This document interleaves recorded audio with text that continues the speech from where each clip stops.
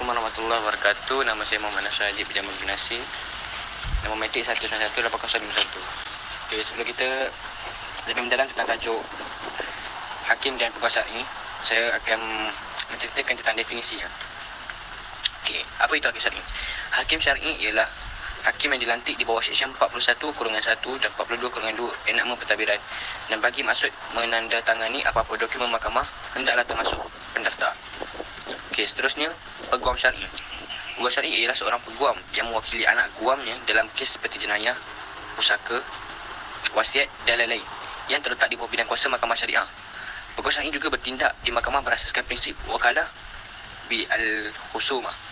Apakah itu Seksyen 41/1? Seksyen 41/1 ialah yang di-Pertuan Agong boleh atas nasihat menteri selepas berundi dengan majlis melantik seorang hakim syar'i. Okey, dan Seksyen 42/1 pula ialah yang di-Pertuan Agong boleh atas nasihat menteri selepas berundi dengan majlis melantik selama tempoh tidak melebihi 3 tahun, tidak melebihi daripada 7 orang Islam untuk menubuhkan suatu panel tetap hakim. Dan ketua hakim syar'i hendaklah memilih 2 orang daripada kalangan mereka untuk mengutuk quorum hakim dan mahkamah rayuan syariah berkaitan dengan tiap-tiap pendengaran. Assalamualaikum warahmatullahi wabarakatuh. Nama saya Dinya Amirul bin Basrin, nombor matrik 1998063. Saya akan melanjutkan pembentangan saya dengan perbezaan antara peguam syar'i dan hakim syar'i. Yang pertama, dari segi fungsi. Peguam syar'i berfungsi mewakili anak guamnya dalam kes-kes mal, jenayah, pusaka, wasiat dan lain-lain tertakluk di bawah bidang kuasa mahkamah syariah, dan berfungsi memberi nasihat dan membantu guamannya kepada kepelanggan. Yang kedua adalah fungsi hakim. Hakim syar'i berfungsi menegakkan kebenaran sesungguhnya dari apa yang dikemukakan dan dituntut oleh pihak tanpa melebihi atau menguranginya, terutama yang berkaitan dengan perkara perdata. Sedangkan dalam perkara bidana, mencari kebenaran sesungguhnya secara mutlak, tidak terbatas pada apa yang telah dilakukan oleh terdakwa, melainkan dari itu harus diselidik dari latar belakang perbuatan pendakwa. Artinya, hakim mengejar kebenaran material secara mutlak dan tuntas. Intelektualitas hakim yang akan diuji dengan dikerah segenap kemampuannya dan berkenaan ilmu pengetahuan yang mereka miliki, yang semua itu akan terlihat pada masa pemeriksaan perkara apakah masih terdapat pelanggaran dalam teknis yudisial atau tidak. Yang seterusnya adalah hubungan peguam syar'i dan hakim syar'i. Yang pertama adalah membantu hakim syar'i membuat keputusan tepat dan adil. Yang kedua, memberi pemprosesan cepat perjalanan sesuatu kes dari mahkamah syariah, yang bermaksud mempercepatkan kes. Apabila peguam syar'i, ia membantu hakim untuk mempercepatkan sesuatu kes.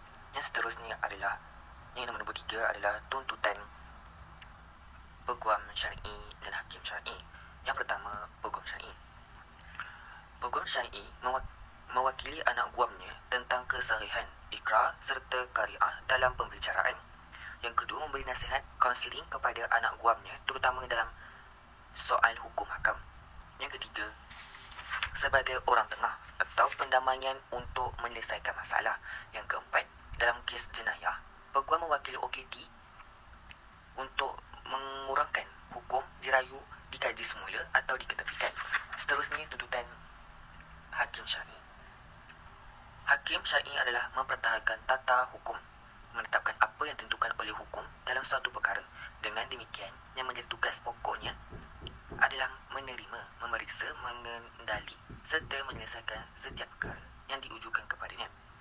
Dari banyaknya masalah yang ada, tidak semuanya ada peraturan undang-undangnya yang mengaturkan masalah tersebut. Untuk mengatasi masalah hal ini, hakim tidak perlu untuk selalu berpegang kepada peraturan yang telah ditulis saja. Dalam keadaan demikian, tetaplah apabila hakim diberi kebebasan untuk mengisi kekosongan hukum. Untuk mengatasi masalah tersebut, hakim dapat menyelesaikan dengan memberi perhatian hukum yang dalam masyarakat atau dikenal dengan hukum adat, sehingga dengan demikian tidak ada timbulnya istilah dikenal sebagai sebutan kekosongan hukum.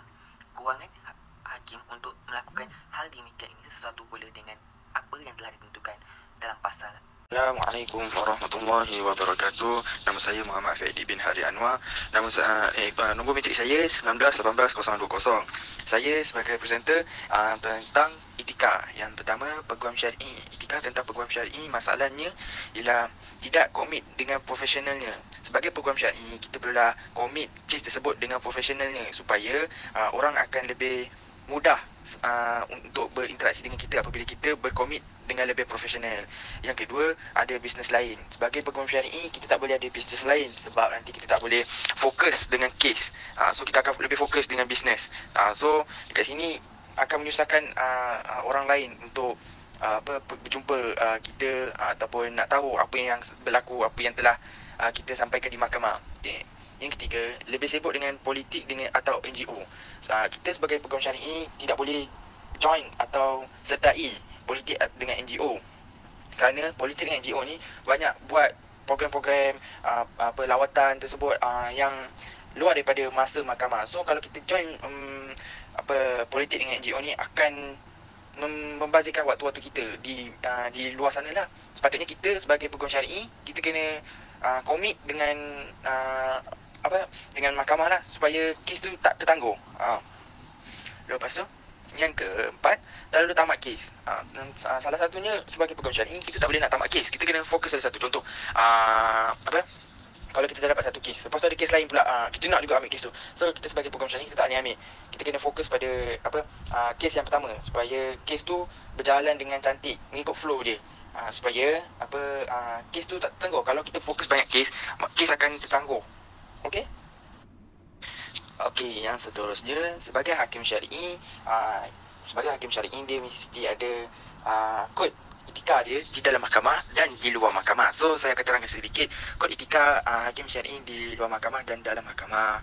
Okey, yang pertama, apabila seorang hakim syar'i berada dalam mahkamah atau dengan sesuatu kes, dia perlu melaksanakan keadilan sebagaimana yang dikehendakkan dalam hukum syarak dan perlulah menjalankan tugas mengikut hukum syarak dan memberi kehakimannya berdasarkan undang-undang yang berkait. Dia tak boleh buat undang-undang sendiri. Dia kena dengar dulu apa yang orang tu cakap, kemudian barulah dia boleh membuat sesuatu keputusan berdasarkan hukum syarak. Yang seterusnya, tidak mendengar suatu kes apabila dia berkeadaan tidak tenang. Seumpamanya dia berkeadaan marah, lapar, haus, mengantuk, letih dan tidak sihat. Kalau dia mempunyai keadaan marah, lapar, haus, mengantuk, letih dan tidak sihat, dia tak boleh nak dengar. So dia perlulah tangguh pembicaraan tersebut. Itu etika kod dalam mahkamah. Okey, di samping itu hakim syar'i perlu memberikan penghakiman apabila berkeadaan tenang. So dia perlu berikan kes dalam keadaan tenang. Dia tak boleh dalam keadaan marah, tak boleh dalam keadaan lapar. Ada setengah orang dia dalam keadaan lapar, dia sangatlah emosi. So dalam keadaan yang emosi tu dia tak boleh memberikan kes tersebut. Maka dia kena tangguhkan kes tersebut. Okey, yang seterusnya, hakim syar'i di luar mahkamah, kod etikanya ialah berkelakuan dengan sedemikian cara yang mungkin menyebabkan syarat munasabah bahawa dia telah membiarkan kepentingan persendiriannya bercanggah dengan tugas kehakimannya hingga menjejaskan kedudukan sebagai seorang hakim syar'i, atau dia telah menggunakan kedudukan hakim sebagai faedahnya sendiri. Maksudnya dia tak pentingkan kerja ni, dia pentingkan diri dia sendiri. Berkelakuan dengan cara tidak jujur atau dengan sedemikian cara hingga memburukkan atau boleh memburuk atau mencemarkan nama mahkamah syariah. Sebagai contoh, pagi dia bekerja di mahkamah syariah, malam tu dia pergi masuk kelab, dia pergi buat kerja-kerja yang tak sepatutnya yang boleh mengakibatkan memburukkan nama mahkamah syariah. Yang ketiga, membelakangkan tugas kehakiman demi kepentingan persendirian. Sebagai contoh, dia pergi holiday dengan family, sedangkan dekat rumah ataupun luar daripada mahkamah tu dia ada banyak kes perlu settlekan, tetapi dia pergi holiday dengan family dia dahulu. So ni salah satu kod etika di luar mahkamah kepada hakim syar'i. Assalamualaikum warahmatullahi wabarakatuh. Saya Muhammad Kabir Azali daripada kelas IS 18 3C. Nombor metrik 1918056. Pelantikan ketua hakim syar'i. Pertama, ke bawah duli Yang Maha Mulia Sultan boleh melantik ketua hakim syar'i atas nasihat majlis melantik seorang ketua hakim syar'i. Yang kedua, seseorang itu layak dilantik di bawah seksyen 1 jika Dia seorang warga negara Malaysia dan dia selama tidak kurang daripada 10 tahun sebelum pelantikannya telah memegang jawatan Hakim Mahkamah Tinggi Syariah atau Kadi atau Pendaftar Mahkamah Tinggi Syariah atau Ketua Pendaftar Mahkamah Rayuan Syariah atau Pendakwa Syar'i di negeri Kedah Darul Aman atau pada suatu masa memegang mana-mana satu daripada jawatan itu dan pada masa yang lain memegang mana-mana yang lain pula atau seseorang yang arif tentang hukum syarak. Syarat yang ketiga, orang yang sebelum sahaja mula berkuat kuasa Seksyen ini memegang jawatan Ketua Hakim Syar'i dan melaksanakan fungsi-fungsi kehakiman. Hendaklah apabila enaman ini mula berkuat kuasa, terus memegang jawatan sebagai Ketua Hakim Syar'i seolah-olah dia telah dilantik di bawah subsection 1, subsection _1. Yang keempat, pelantikan di bawah seksyen ini hendaklah disiarkan dalam warta. Itu saja bagi pelantikan Ketua Hakim Syar'i. Pelantikan Peguam Syar'i mengikut Seksyen 187, dengan kelulusan majlis, seorang peguam syar'i boleh dilantik oleh Ketua Pendakwa Syar'i untuk menjalankan mana-mana pendakwaan jenayah atau untuk hadir dalam mana-mana rayuan jenayah bagi pihak Ketua Pendakwa Syar'i. Peguam syar'i itu hendaklah dibayar dari kumpulan wang disatukan negeri apa-apa fee seperti mana yang diluluskan oleh majlis dan semasa menjalankan pendakwaan atau rayuan itu. Peguam syar'i itu hendaklah dianggap sebagai penjawat awam. Mengikut Seksyen 22 pula, majlis boleh menurut budi bicaranya melantik mana-mana orang Islam yang cukup berpengetahuan tentang hukum syarak menjadi peguam syar'i untuk mewakili pihak-pihak dalam apa-apa prosiding di hadapan Mahkamah Syariah. Yang kedua, mana-mana orang yang dilantik sebagai peguam syar'i di bawah seksyen ini atau di bawah undang-undang lain yang telah berkuat kuasa sebelum sahaja seksyen ini berkuat kuasa, hendaklah apabila dibayar fee yang ditetapkan, dikeluarkan perakuan peguam syar'i. Syarat yang ketiga, sesuatu perakuan peguam syar'i yang dikeluarkan di bawah seksyen ini hendaklah kecuali dibatalkan terlebih dahulu berkuat kuasa sehingga 31 Disember dalam tahun mana ia dikeluarkan dan boleh diperbarui dari masa ke semasa.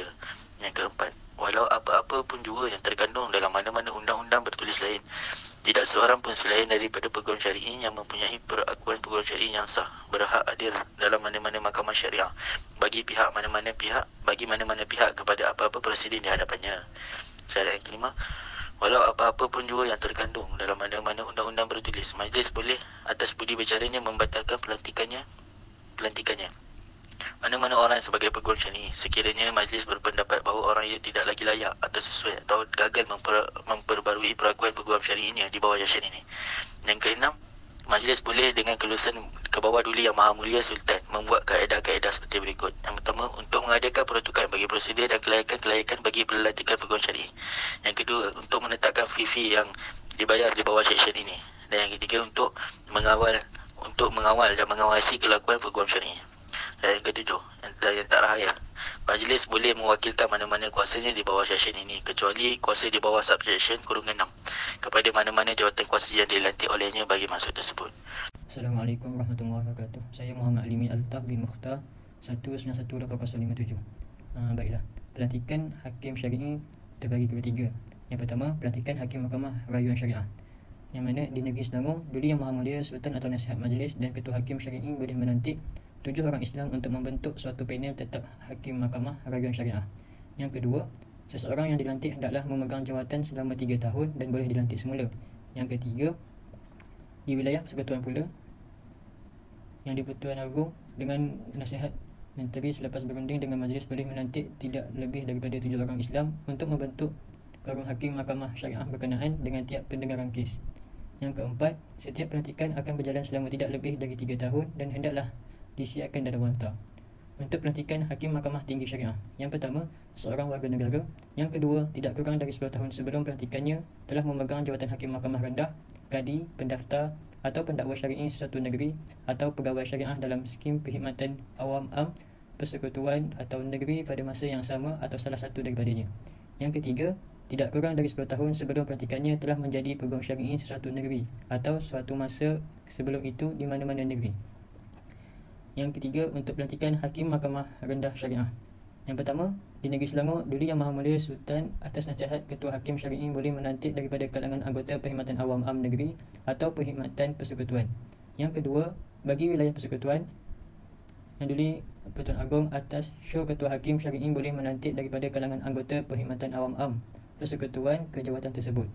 Yang ketiga, di Pahang, Hakim Mahkamah Syariah akan dilantik oleh Sultan atas perakuan Ketua Hakim Syar'i. Yang keempat, mereka yang dilantik itu mestilah seorang anggota Perkhidmatan Pegawai Syariah Negeri Pahang atau Perkhidmatan Awam. Jadi, itu saja daripada kami.